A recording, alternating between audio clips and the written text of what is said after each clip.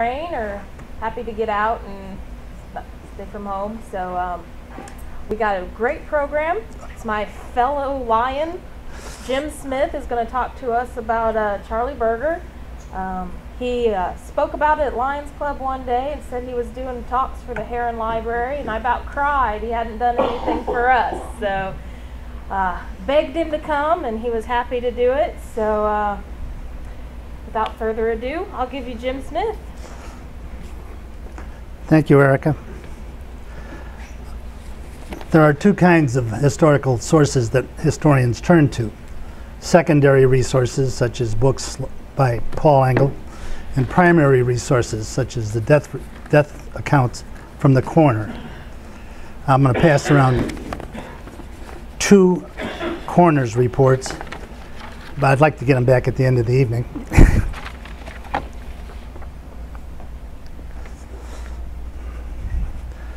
If you'll note, the cause of death is listed as murder in both cases, and a person is named as the killer in one but not in the other. In the other, nobody knows who did the murder.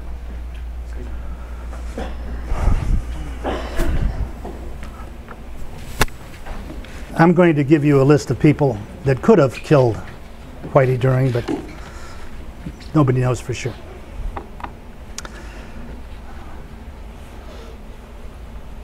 Things are not always as they seem.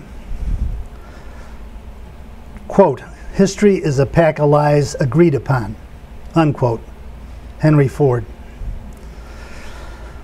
Paul Engel is often considered the final authority about Williamson County's bloody history during the 1920s.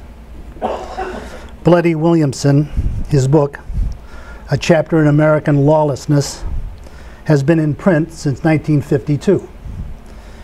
And there are excellent reasons for this. Engel is highly respected as a historian, and he's a very good writer. To illustrate this fact, I will quote from this popular paperback edition from pages 212 to 213 in the chapter entitled Gang War. Quote, in the fall of 1923, Birger achieved sudden notoriety when he killed two men in 3 days.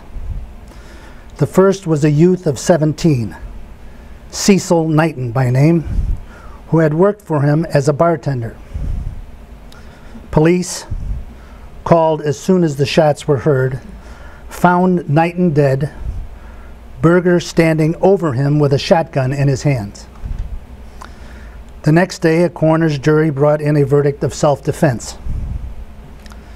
His second victim was a St. Louis gangster named Whitey During, under sentence on a federal robbery charge, but out on bail pending appeal.